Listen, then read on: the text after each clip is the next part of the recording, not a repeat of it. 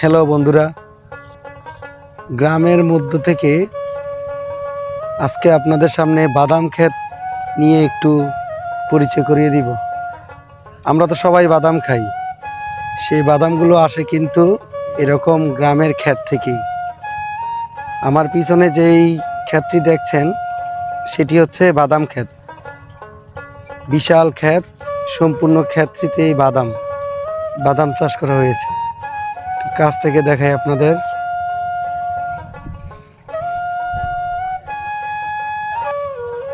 সম্পূর্ণ ক্ষেতটি জুড়ে বাদাম।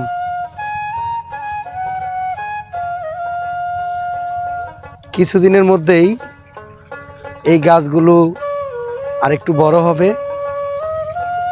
তারপর আস্তে আস্তে মাটির নিচে বাদামে ভরে যাবে।